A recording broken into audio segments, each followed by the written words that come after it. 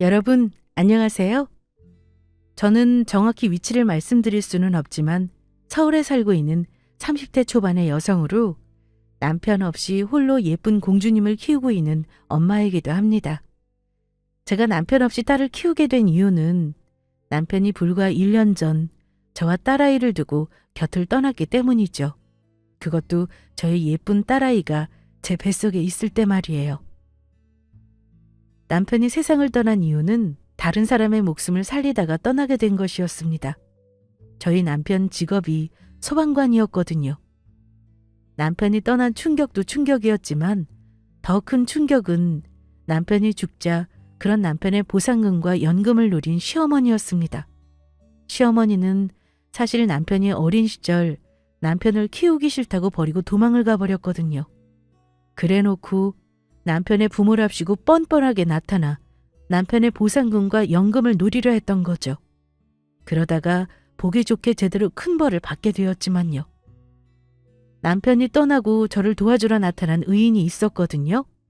그분의 도움으로 모든 일을 해결하고 전 저희 딸까지 무사히 출산할 수 있었습니다. 그래서 그 사연을 여러분께 알리고 싶어 이렇게 사연을 적게 되었습니다. 저희 남편은 소방관으로 일하며 사람을 살리는 일을 하는데 자부심이 강한 사람이었어요. 월급이 그리 많은 편도 아니었고 비록 많이 힘들고 그만큼의 희생이 필요한 직업이었지만 생명을 살리는 직업인 만큼 그만한 가치가 있다고 생각했거든요. 저도 그런 남편이 멋있게 느껴져 결혼까지 하게 되었고요. 남편과 저는 연애 결혼이었습니다. 친한 친구가 정말 괜찮은 사람이 있다며 한번 만나보라고 해서 나간 자리에서 남편과 만나게 되었고 4년 동안의 연애 기간을 거쳐 서로 좋아 결혼까지 하게 되었죠. 남편과의 결혼 생활은 소박하지만 행복했습니다. 욕심 없는 두 사람이 만나 서로에게 힘을 주고 응원하며 살아가는 삶이었어요. 그리고 남편과 결혼하고 2년 만에 저희에게 큰 선물이 찾아왔습니다. 바로 제가 임신을 하게 된 것이죠. 저의 임신 소식에 가장 기뻐했던 건 바로 저희 남편이었고요. 여보, 나 오늘 산부인과 갔다 왔는데 임신 3개월이래. 7달 후면 우리 예쁜 아기를 볼 수 있다고. 와, 정말이야? 당신 정말로 임신했어? 야, 신난다. 나도 이제 아빠다. 여보, 정말 고마워. 정말 고생했어. 우리 아이 낳으면 누구보다 좋은 엄마 아빠 돼서 정말 잘 키우자. 다른 건 다 필요 없고 건강하고 씩씩하기만 자라게 하자. 그래. 그런데 우리 아이 이름은 뭐로 하지? 아직 아이 태어나려면 멀었는데 벌써 아이 이름부터 고민하는 거야? 그래도 이런 건 미리미리 정해놓는 게 좋지. 사실 내가 예전부터 생각해놓았던 이름이 있거든. 어떤 건데? 어디 한번 드러나 보자. 아들이면 민혁이, 딸이면 지수라고 하고 싶어. 이름이 뭐 특별한 의미라도 있는 거야? 아니, 그냥 그 이름이 멋지고 좋아 보여서 막연하게 그 이름으로 했으면 했어. 뭐? 당신도 참 그런 싱거운 말이 어디 있어. 알겠어. 그러면 일단 나도 되도록 당신이 말하는 이름으로 해서 잘 고민해 볼게. 알겠어. 나 지금 너무 신난다. 내가 아빠라니 정말 꿈만 같아. 여보, 우리 이대로만 쭉 행복하게 살자. 더도 말고 덜도 말고. 그래, 그러자. 우리 딱 지금처럼만 살아. 사실 남편이 저의 임신 소식에 유독 기뻐했던 이유가 있습니다. 남편은 어린 시절부터 자식이 많은 화목한 가정을 꿈꿨거든요. 그럴만도 한 것이 남편은 외롭게 큰 사람이었습니다. 남편의 어린 시절 시아버지가 시어머니와 이혼하며 시아버지 손에 혼자 키워졌거든요. 시어머니가 남편을 버리고 도망가 버렸다고 하더라고요. 그것도 여러 사람에게 빚을 져 사기까지 치다가요. 결국 나중에 시아버지가 시어머니와 이혼까지 했다고 하였죠. 그래서 남편은 엄마의 사랑이 뭔지도 모르고 자랐던 것 같습니다. 다행이라면 시아버지는 정말 자상하고 따뜻했던 분이라 엄마의 빈자리까지 채워가며 남편을 잘 키우셨다는 것이었죠. 그래서 저도 시아버지가 참 좋았습니다.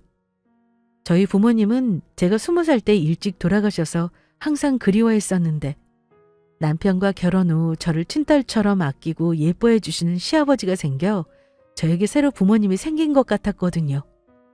그래서 감사할 따름이었죠. 조금 안타까운 점이 있다면 시아버지께서 나이가 있으신 데다 지병으로 요양병원에서 지내고 있다는 것이었어요. 그래서 저와 남편은 시간이 날 때마다 시아버지를 찾아뵀었습니다. 시아버지는 당신 때문에 자식들이 고생한다면 미안해 하셨지만 저희는 전혀 그렇지 않았어요. 자상한 시아버지는 저희 부부에게 늘 큰 힘이 되었으니까요. 그런데 어느 날 정말 전혀 예상하지도 못한 일이 벌어졌습니다. 제가 임신한 지 7개월쯤 되었을 때인데 남편을 어린 시절 버리고 간 시어머니란 사람이 갑자기 저희 앞에 나타났던 것입니다. 남편과 저는 동네 근처 마트에서 장을 보고 집으로 돌아오는 길이었는데 시어머니가 저희 집 앞에서 기다리고 있던 것이었죠. 아들 잘 지냈어? 네가 소방관이 되었다는 소식은 들었다. 이제야 가까이서 이렇게 장성한 우리 아들 모습을 직접 보네. 결혼해서 가정까지 꾸리고 잘 살고 있는 거 보니까 내가 어미로서 안심이 된다. 나 키우기 싫다고 버릴 때는 언제고 이제 와서 무슨 아들이야? 여기까지는 어떻게 알고 찾아온 건데. 그리고 누가 내 엄마야? 당신 같은 사람 내 엄마라 둔 적 없으니까 당장 꺼져. 현준아, 전부 오해다. 그러니까 내가 그때 너 버리고 간 거 절대 아니야. 그때 너에게 차마 말하지 못한 사정이 있었다. 네가 어려서 잘 기억하지 못할 수도 있는데 네 아빠가 날 너무 못살게 괴롭혔다. 매일 술 먹고 집에 늦게 들어오는 건 물론이고 이 엄마가 사실 네 아빠한테 맞기까지 했다. 그리고 여기까지 찾아올 수 있었던 건 네 아빠 친구를 통해 소식을 듣고 있어서야. 네가 잘 사는지 너무 궁금하다고 하니까 네가 어디 사는지 알려주더라. 보자 하니까 이 여자가 지금 어디서 거짓말이야. 내가 그때 어리다고 기억 못한다고 생각하나 본데 천만의 말씀이라고. 전부 기억하고 있다고. 매일 술 먹고 아빠 붙잡고 행패 부렸던 건 당신이었고 나한테 짜증내면서 기분 안 좋을 때마다 나 때렸었지. 그것도 모자라 나중에는 사람들한테 빚까지 지고 사기쳐서 돈 떼먹고 도망갔던 거 내가 모를 줄 알아? 당신 떠나고 몇 년은 당신 빚쟁이들 때문에 아빠랑 나랑 시달리다 못해. 당신 빚쟁이들 피해 이사까지 다니며 살았어. 그래놓고 감히 고생하며 홀로 나 키워준 우리 아빠를 모욕해? 당신 나한테 뭐 콩고물이라도 떨어질 거 없나 하고 손 벌리려고 찾아온 것 같은데 꿈도 꾸지 마. 소방관 월급 얼마 안 되고 당신 같은 사람한테는 내가 피같이 번 돈 이런 한 푼 쓰고 싶지 않으니까 다시 한번 찾아와서 아는 척 했다가는 당신 경찰에 확 스토킹으로 신고해버릴 테니까 다시는 찾아오지 않는 게 좋을 거야. 어린 놈이 어떻게 그걸 다 기억했대? 알겠어. 가면 될 거 아니야. 아들놈이 소방관 됐다고 해서 뭐 뜯어먹을 거 있나 해서 와봤더니 아무 소용이 없네. 이래서 자식 낳아봤자 아무 소용이 없다고 하는 거라니까. 남편의 말에 시어머니는 순순히 물러나는 듯 보였습니다. 그리고 그날 남편은 저에게 신신당부했어요. 시어머니 성격에 남편 몰래 저에게 접근해 무슨 짓을 할지 모르니 절대 받아주지 말라고요. 만약 남편이 없을 때 찾아와 저를 괴롭히거든 경찰에 신고해버리라고 말했죠. 남편의 말에 저도 알겠다고 했고요. 하지만 다행히 그 이후 시어머니는 남편과 저에게 찾아오는 일이 없었고 그렇게 저희는 다시 평온하고 행복한 일상을 보내는 듯 싶었습니다. 바로 그 일이 있기 전까지는 말이에요. 제 인생에 그런 엄청난 일이 일어날 거라곤 전혀 상상하지 못했습니다. 그날도 남편은 저와 뱃속에 있는 아기에게 인사를 하고 출근을 했었습니다. 그런데 남편이 출근하고 6시간쯤 지난 후에 저에게 갑자기 전화가 온 것입니다. 그리고 들려오는 소식에 저는 순간 휴대폰을 떨어뜨리고 말았죠.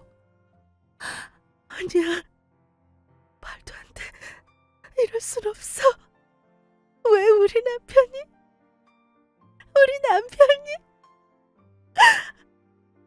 남편이 사람을 구하기 위해 불이 난 공장 건물에 들어갔다가 혼자만 나오지 못하고 그만 세상을 떠났다는 이야기였어요.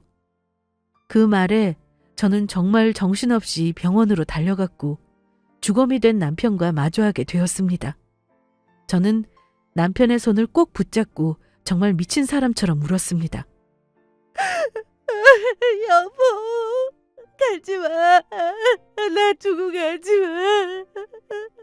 당신 떠나면 나 혼자 우리 아이랑 어떻게 살라고. 이렇게 떠나면 어떡해. 아니야, 이건 꿈이야. 현실이 아닐 거야. 저는 그때 너무 큰 충격에 기절하고 말았고 병원 응급실에 누워있기까지 했습니다. 그렇게 남편은 제가 출산을 앞둔 3달 전 뱃속의 아이와 저를 남겨둔 채 먼 곳으로 여행을 떠났습니다. 그 뒤 남편의 장례식을 치르게 되었죠. 그때는 정말 망연자실해 어떤 생각도 들지 않았던 것 같아요. 게다가 시아버지께서 받은 충격도 이만저만이 아니었죠. 하나뿐인 자식이 세상을 떠났으니까요. 그러나 몸이 아프시니 제대로 남편 장례식장에 계실 수가 없었습니다.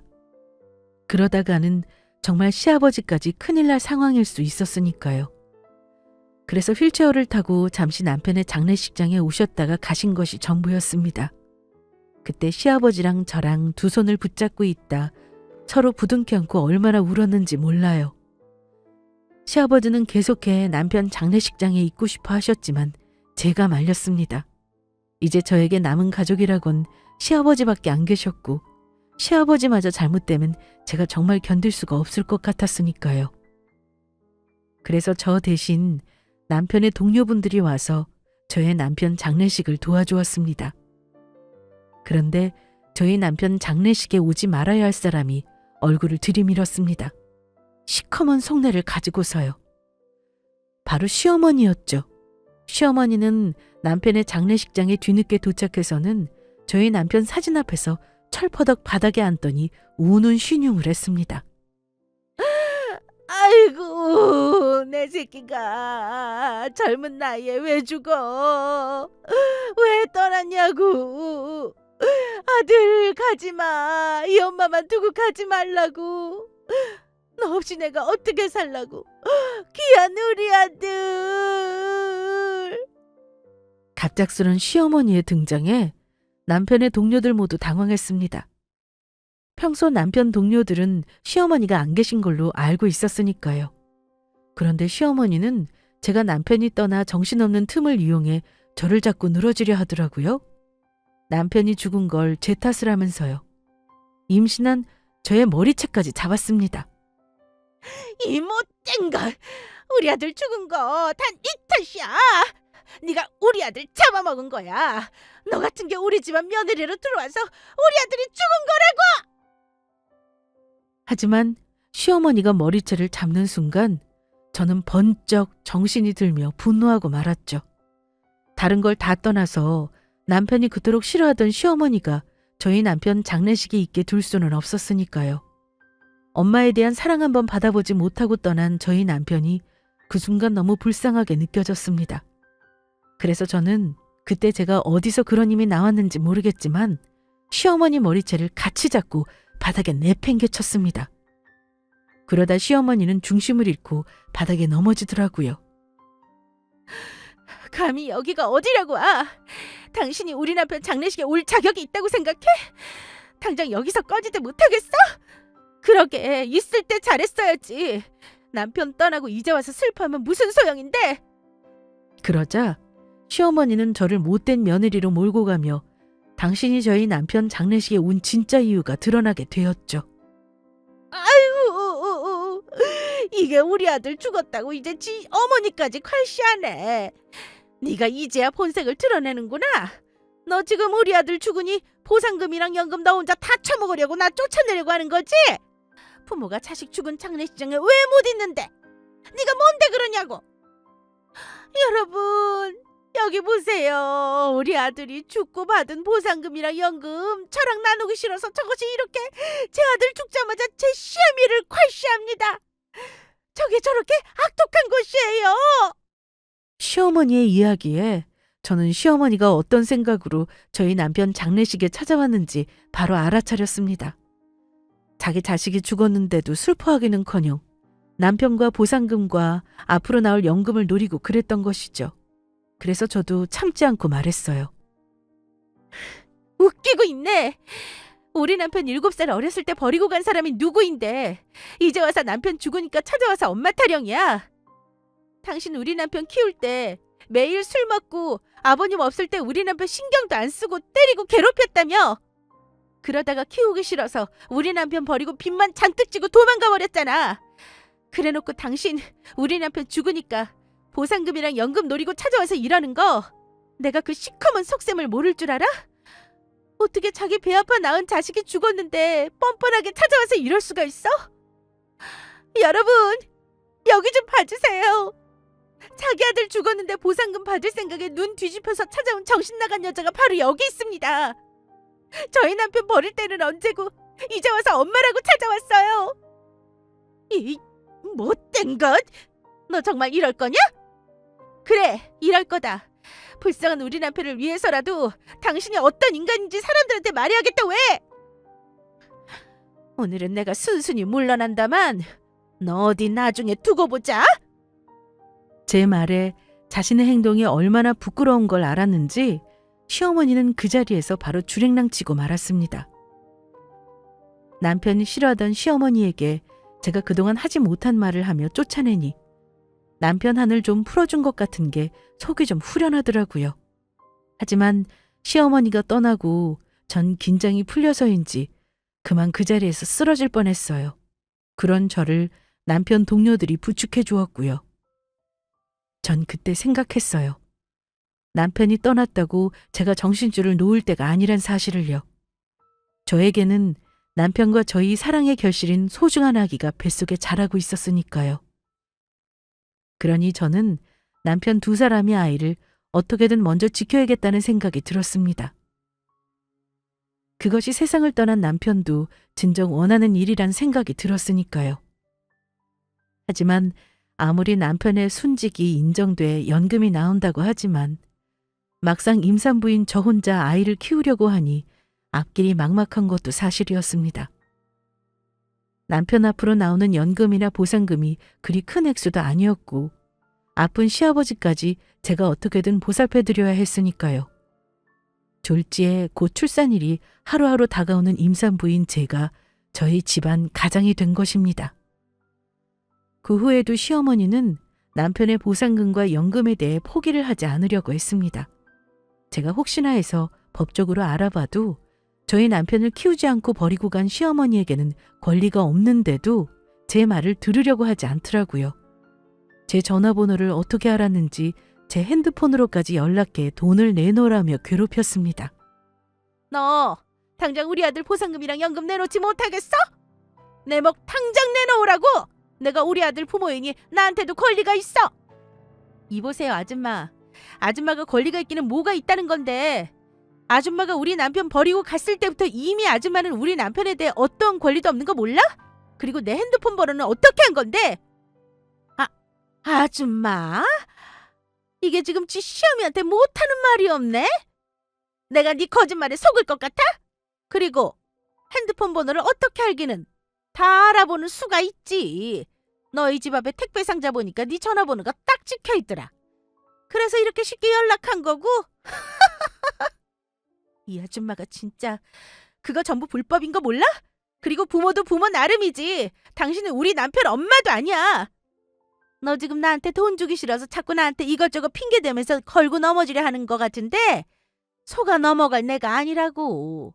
우리 아들이 누구 덕분에 태어났는데 내가 아무리 키워주지 않았어도 지가 세상 밖에 나와 살게 된 것도 다 내 덕인데 왜 아무 권리가 없어? 그러니 당연히 나한테 그만한 보상을 해야지. 뭐라고? 이 여자가 진짜 미쳤나? 아줌마, 우리 남편이 태어나게 해달라고 해서 태어났어?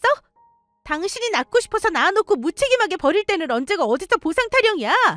낳아놓고 기르지도 않은 당신 같은 사람들 보고 바로 무책임하다고 하는 거야. 당신이야말로 우리 남편 당신 때문에 상처받고 산 거 어떻게 보상해 줄 건데? 다시 한번 나한테 연락하거나 찾아오면 그때는 나도 가만히 안 있을 테니까 다시는 연락하지 마! 저는 시어머니의 전화를 끊고 핸드폰 번호까지 바꿔버렸죠. 다시는 저에게 연락하지 못하도록요. 그러자 시어머니는 보통 사람의 상식으로는 하지 말아야 할 일까지 벌이더라고요. 그때 제가 출산을 하려고 준비를 하며 출산 예정일을 한 달 정도 남기고 산부인과에 가게 되는 날이었는데 어디서부터 따라온 것인지 진료를 보고 나오는 저에게 시모가 뜬금없이 다짜고짜 따지기 시작했던 겁니다. 이 못된 것! 나한테는 나보고 우리 아들 버리고 갔다고 그 난리를 치더니 감히 지는 뒤에서 그런 짓을 해? 내가 무슨 짓을 했는데? 그리고 내 병원까지 또 어떻게 따라온 거야? 네가 내 연락을 계속 피하니 너희 집에 찾아갔다가 우연히 네가 밖으로 나오기에 따라온 거다. 너 그런데 이게 어떻게 된 거냐? 어떤 남자가 너 찾겠다고 여기 산부인과까지 찾아와서는 자기가 네 임신한 아이 아빠라고 하더구나? 뭐라고? 애 아빠라니? 우리 남편은 이미 세상 떠나고 없는데 어떻게 애 아빠가 살아있어? 너 도대체 우리 아들 열심히 일할 동안 집에서 뭐하고 지낸 거냐? 애 아빠라고 찾아온 남자가 있던데 너 혹시 바람 핀 거야? 나한테는 어미 노릇 못했다면서 아무 권리 없다고 우리 아들 보상금이랑 연금 나눠주지도 못하겠다더니 지는 우리 아들 몰래 바람까지 피우고 있었네? 너 우리 아들 보상금이랑 연금 받아서 뭐 하려고 그랬어? 그 바람 피운 놈이랑 쏙 빼먹으면서 너만 잘 먹고 잘 살려고 그랬지? 너 우리 아들 연금이랑 보상금 받은 돈 내놔! 바람 피운 너 같은 거야말로 우리 아들 돈 받을 자격 없으니 전부 내놓으라고! 무슨 말도 안 되는 소리야. 내가 왜 남편을 두고 바람을 피워?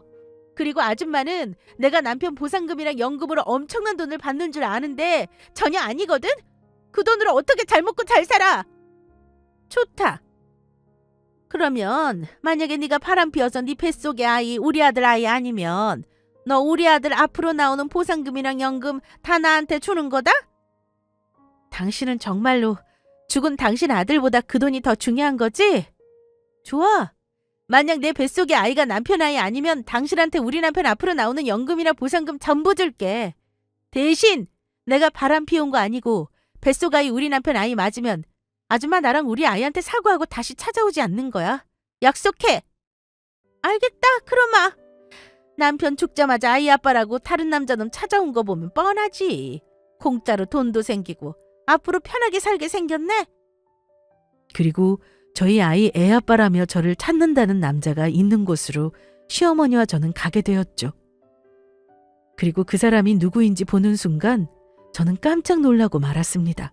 그곳에는 아주 익숙한 한 사람이 서 있었거든요.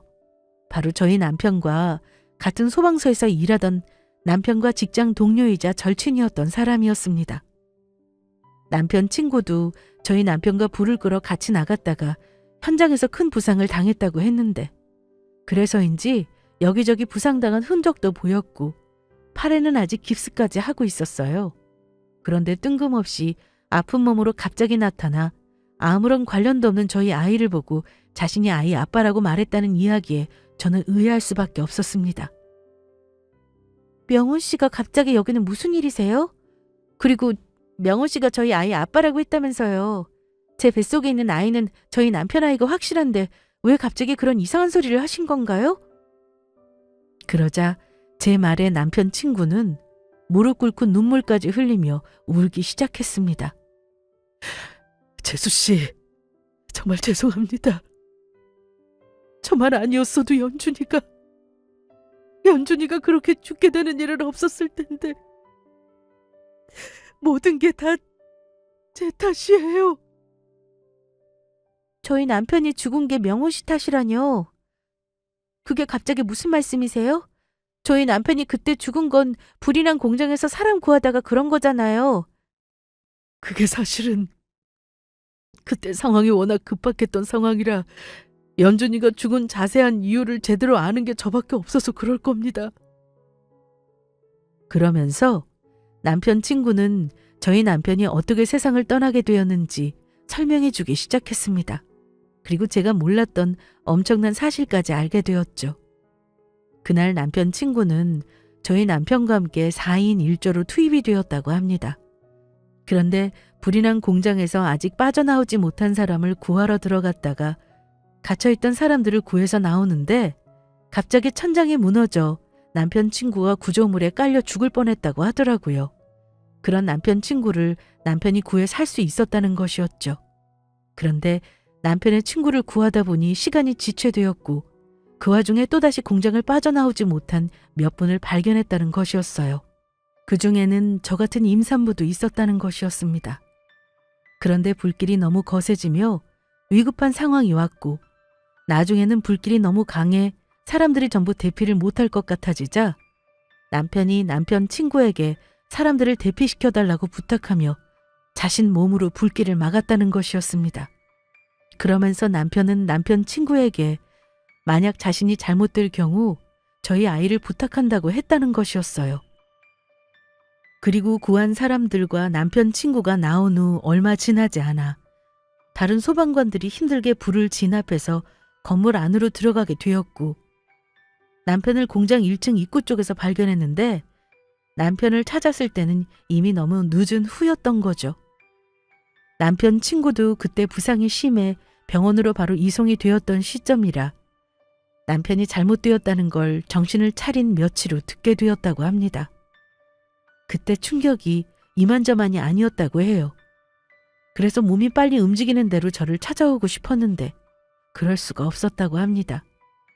남편 친구는 화상은 그리 심하지 않았지만 다른 부상이 심해 제대로 움직일 수 없는 상황이었으니까요. 그래서 그때 남편 친구는 병원 치료를 받으며 저희 남편을 대신해 아이 아빠가 되어주겠다고 결심을 했다고 합니다.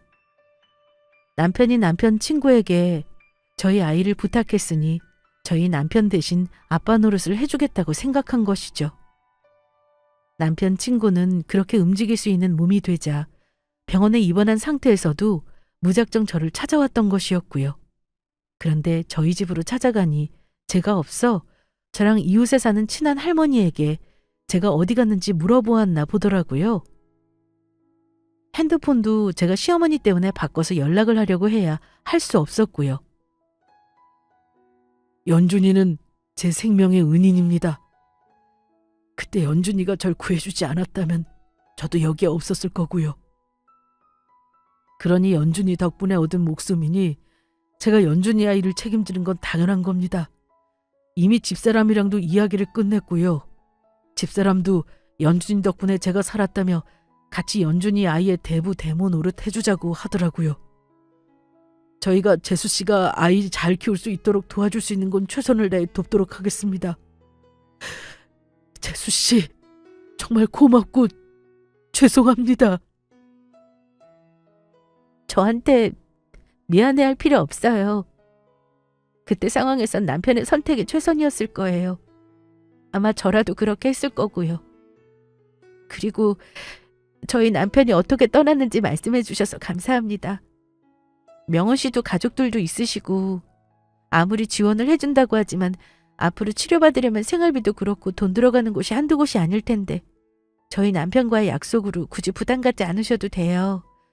이미 찾아와서 이렇게 이야기해 주신 것만으로도 감사해요. 아닙니다. 사실은 소방관 일은 제가 좋아서 하는 거고 저희 부모님이 저에게 얼마 전에 물려주신 재산도 있고 제가 연준이 아이 하나 정도는 책임질 능력 정도는 됩니다. 제가 큰 건물 하나 가지고 있는 건물주거든요. 그러니 저랑 집사람이 연준이 아이 잘 키울 수 있도록 최선을 다해 돕겠습니다. 그러니까 재수 씨, 앞으로 아무 걱정하지 않으셔도 됩니다. 제가 연준이랑 한 약속 지킬 수 있게 그러니까 재수 씨가 도와주세요.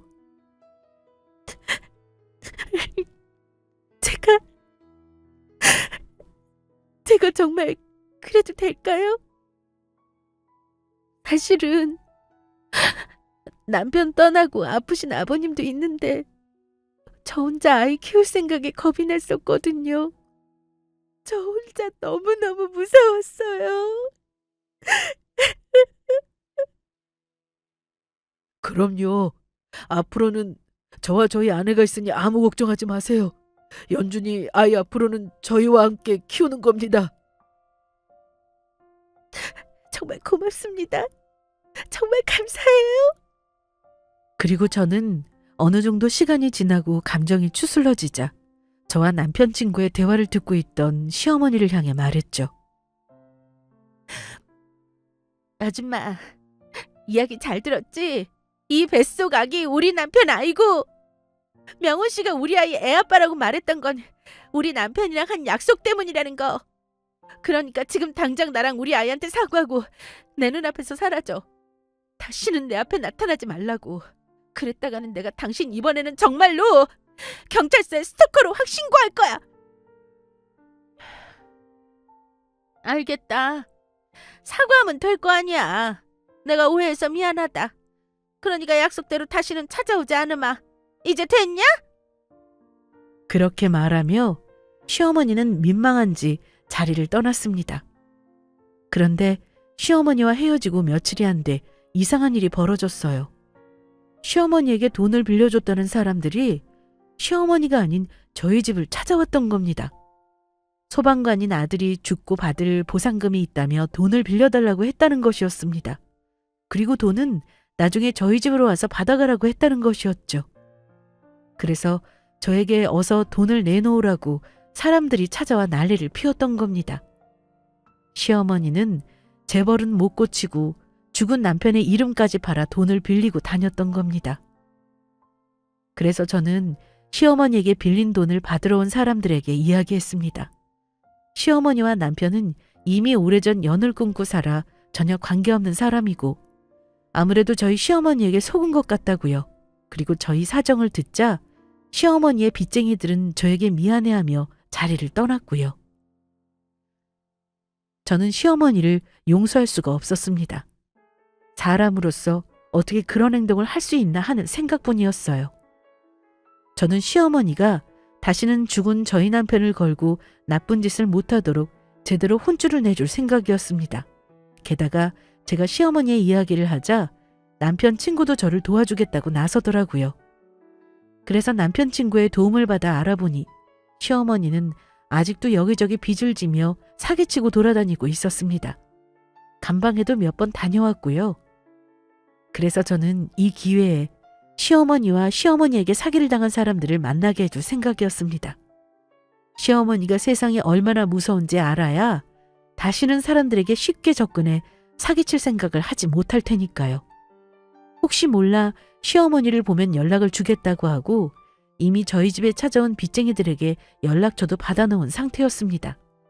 그래서 저는 시어머니에게 선물로 줄 게 있다며 만나자고 약속을 했습니다. 그리고 그 장소에 시어머니의 빚쟁이들을 오게 할 생각이었죠. 그러자 시어머니는 제가 남편의 보상금을 나눠줄 생각에 자신을 부르는 줄 알고 아주 좋아하더라고요. 그리고 약속 당일 시어머니가 온 곳은 경찰서 근방 카페였습니다. 시어머니는 모르겠지만 말이에요. 그리고 시어머니와 만나러 나가는 곳에 혹시 몰라 남편 친구도 같이 나가게 되었습니다. 시어머니는 저를 보자마자 신이 나 돈 이야기부터 꺼내더라고요. 선물이라니? 도대체 뭘 주려고 날 직접 보자고 한 거냐? 우리 아들 보상금을 나에게 나눠주려고 부른 건가? 네가 이제야 내 말을 알아듣는가 보구나. 우리 아들이 죽어서 이렇게 나에게 효도를 하네. 그 말이 끝나기가 무섭게 저는 제가 시킨 딸기 주스를 시어머니 얼굴에 뿌렸습니다. 그러자 시어머니는 저에게 노발대발하면서 난리가 났죠. 너 이게 지금 뭐 하는 짓이야? 나한테 선물 줄 거 있다고 해서 나왔더니 아무 죄 없는 나한테 이게 무슨 짓이냐고! 아무 죄가 없어? 죽은 우리 남편 이름 팔아서 사람들한테 돈 빌려서 빚쟁이들 우리 집에 쳐들어오게 만들었으면서 당신 입으로 그런 말이 나와? 당신이란 사람 양심이 있긴 한 거야? 빚쟁이들이 벌써 너희 집에 찾아간 거냐? 아무리 그래도 그렇지. 이건 너무 심했다. 그러게 내가 말할 때 진작 돈 좀 나눠줬어 봐라. 내가 이런 일을 벌였겠냐? 이건 전부 네 탓이라고. 그래도 이렇게 불렀으니 나한테 네가 주겠다고 한 선물은 줄 거지? 나 지금 기분도 나쁘고 그만 가봐야겠으니 당장 선물이나 줘라. 그거 받고 나도 그만 가봐야겠다. 그래. 당신이 말한 선물 당연히 줘야지. 내가 말한 선물은 다른 게 아니고 우리 아버님께 당신이 찾아왔다고 말씀드리니까 아버님이 글쎄 이날만을 기다렸다고 하시지 뭐야? 그러면서 아줌마 당신한테 소송 걸어서 우리 남편 양육비 청구할 거라고 해서 그래서 그 소식 전해주려고. 아버님이 아줌마가 그동안 엄마 노릇 못한 거 지금이라도 그 값 치르라고 하셔. 비록 우리 남편은 떠났지만 뒤늦게라도 부모 노릇 할 수 있게 되고 얼마나 좋아? 정말 좋은 선물 아니야? 지금 뭐라고 했냐? 양육비 청구? 그러면 지금 나한테 우리 아들 보상금 나눠주려고 부른 게 아니고 양육비 청구하겠다는 그 말하려고 부른 거였어? 그래. 당신이야말로 우리 시아버지가 홀로 고생하면서 우리 남편 키우면서 한 푼도 보태지 않은 양육비 내놔. 여기 우리 남편 친구분이 변호사 비용까지 직접 내주면서 아버님이 양육비 지금이라도 받을 수 있게 도와준다고 했거든? 그러니까 당신이 부모로서 인간 같지 않게 살아온 대가 톡톡히 치르게 할 거니까 단단히 각오해두는 게 좋을 거야. 어떻게 당신 아들이 죽었는데 죽은 거로 효도를 한다는 말이 나와? 우리 남편한테 엄마 노릇 못한 거에 대해 조금이라도 미안해할 줄 모르냐고? 아니 안 돼. 내가 지금 무슨 돈이 있다고. 혜미야, 내가 잘못했다. 다시는 찾아오지 않을게. 그러니까 네 시아버지한테 말해서 소송 취한다고 말 좀 해다오. 내가 이렇게 비마. 나 좀 살려줘. 아줌마, 그렇게는 안 되겠는데요? 당신이 우리 남편한테 한 짓이나 생각하고 그런 말을 해. 나는 당신 절대로 용서할 수 없으니까 앞으로 태어날 우리 아이를 위해서라도 당신 잘못한 거 제대로 그 대가 치르게 해줄 거야. 안 그랬다간 당신 계속 찾아와서 나랑 우리 아이 괴롭힐 사람이니까. 그리고 다시 한번 말하지만 당신한테 우리 남편 보상금이며 연금에 대해 아무 권리도 없어. 내가 이미 법적으로 전부 알아봤고 이건 전부 우리 남편 엄마 없이 살게 한 벌이다. 나 완전히 망했네. 죽은 자식놈 이용해서 돈 뜯어내려다가 내 인생 망하게 생겼어. 그리고 안 됐지만 당신한테 주기로 한 선물이 이게 끝이 아니거든. 아마 내가 준 마지막 선물을 보면 정신이 번쩍 들 거다. 그리고 저는 바로 전화를 걸었습니다. 바로 시어머니의 빚쟁이들에게 말이에요. 지금 들어오시면 됩니다. 그리고 제 말이 끝나기가 무섭게 카페 밖에 숨어있던 시어머니의 빚쟁이들이 순식간에 들이닥쳤습니다. 그리고 시어머니는 빚쟁이들에게 둘러싸여 혼이 나고 말았죠. 그렇게 도망 다니더니 너 여기서 잘 만났다. 사기치고 가지고 간 내 돈 당장 내놔. 네가 그러고도 사람이냐? 이번에 순직한 당신 소방관 아들 이름까지 팔아서 돈 빌리고 다녔다며? 당신이 그러고도 엄마야? 너 같은 건 엄마들 자격조차 없어. 너 여기 근처에 경찰서 있는 건 알고 나온 거냐? 알아보니 너 수배 중이던데 이런 곳에 와 있어도 되는지 모르겠네. 너 당장 경찰서에 가자. 경찰서 가서 너 어디 콩밥도 배 터지게 먹어봐. 그렇게 시어머니는 빚쟁이들에게 잡혀 경찰서까지 끌려가게 되었습니다. 그리고 사기죄뿐만이 아니라 저에 대한 스토킹에 제 택배 상자에 적혀있던 연락처를 무단으로 사용해 저한테 연락한 것까지 더해 처벌을 받게 되었죠. 제가 사실 시어머니가 제 택배 상자에 적힌 핸드폰 번호를 이용해 무단으로 저에게 계속 연락하며 괴롭힐 때부터 경찰에 신고를 한 상태였거든요. 그런데도 시어머니는 남편의 보상금에 눈이 멀어 저를 산부인과까지 따라오며 스토킹해 스토킹으로도 시어머니를 고소해뒀던 상태였고요. 그래서 결국 시어머니는 콩밥을 먹게 된 것이죠.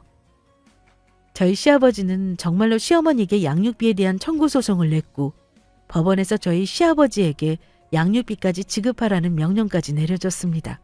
아마도 그 돈까지 계속 갚지 못한다면 더 오래 감방 생활을 하게 될지도 모르겠지만요.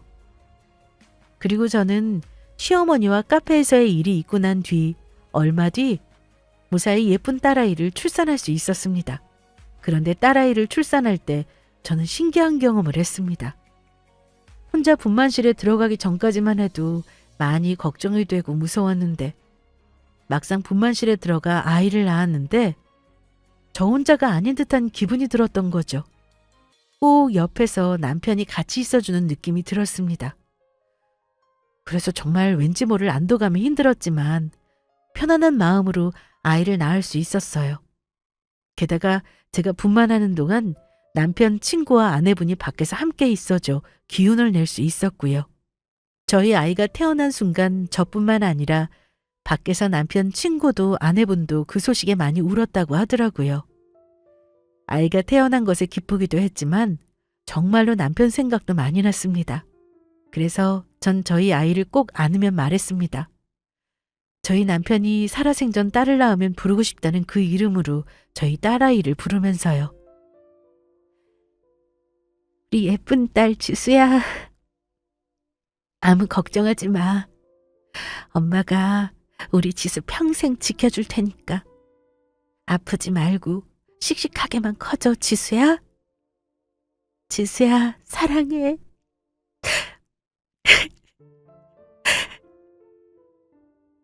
그리고 저도 모르게 곁에 없는 걸 알면서도 세상을 떠난 남편에게 이야기를 하게 되었죠.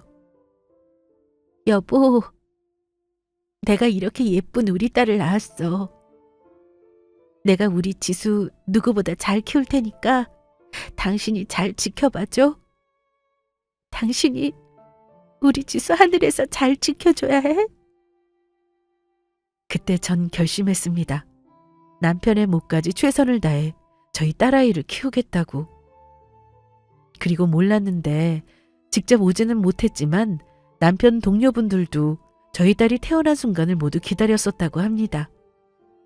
그래서 제가 전해준 딸아이의 사진에 남편 동료분들도 안심하며 모두 눈물바다가 되었다고 해요. 그리고 저희 딸아이가 태어나고 3개월 정도 지났을 때 시아버지에게 찾아가 직접 보여드렸습니다. 시아버지가 저희 딸아이를 보시고 얼마나 기뻐하셨는지 몰라요. 손녀딸을 안으시고 눈물을 흘렸으니까요. 남편을 꼭 닮은 손녀딸의 모습에 감격하시는 것 같았어요. 그러면서 시아버지는 손녀딸을 좀 더 보기 위해서라도 건강관리 잘하시며 좀 더 살아보겠다고 저에게 약속하셨습니다. 그리고 현재 저는 딸아이와 행복하게 잘 지내고 있습니다. 남편 친구의 도움으로 딸아이와 저는 단둘이 살기 충분한 작은 아파트로 이사까지 하며 직장도 얻게 되었죠. 남편 친구 아내분이 빵집을 운영하는데 저희 아이가 어느 정도 커 어린이집에 맡길 수 있을 나이가 되면 제가 거기서 직원으로 일을 하기로 했던 것입니다. 그래서 전 그곳에서 열심히 일을 배워 나중에는 제 힘으로 제 빵집을 열어보려고 합니다. 남편 보상금은 잘 보관하고 있다가 나중에 저희 아이가 크면 아이를 위해 쓸 생각이고요. 게다가 또 한 가지 고마운 일이 있는데 남편 친구 부부가 저희 시아버지가 이제는 당신 부모나 마찬가지라며 저희 집에서 가까운 곳에 시설 좋은 요양병원으로 옮겨주었다는 것입니다. 제가 저희 시아버지를 더 자주 찾아가 볼 수 있도록요. 그때의 감사함이란 정말 이루 말할 수가 없었죠. 시아버지도 고맙다며 몇 번이나 눈물을 흘렸으니까요. 제가 이렇게 큰 도움을 받아도 되는 것인지 남편 친구 부부에게 미안할 때가 있는데 남편 친구 부부는 받아도 되는 것이라며 사양하지 말라고 합니다. 오히려 더 해주고 싶은 마음인데 그러지 못해서 미안하다면서요. 그래서 저도 나중에 열심히 살아 성공하면 남편 친구 부부에게 받은 이 감사함을 언젠가는 꼭 갚을 생각입니다. 먼 훗날 딸아이가 커서 제 말을 알아들을 수 있는 나이가 되면 그때는 제 딸아이에게 말하고 싶어요. 아빠는 여러 사람의 생명을 살리고 떠난 자랑스러운 영웅이었다고. 그리고 딸아이가 제 뱃속에 있을 때 떠났지만 정말 많이 딸을 사랑했고 누구보다 훌륭한 아빠였다고 그렇게 이야기해 줄 것입니다. 그리고 남편은 비록 먼저 세상을 떠났지만 저에게도 늘 자랑스러운 남편이자 저희 아이의 멋진 아빠일 것입니다. 사랑하는 저희 남편을 그리며 이만 제 사연을 마치도록 하겠습니다. 모두 끝까지 들어주셔서 감사합니다.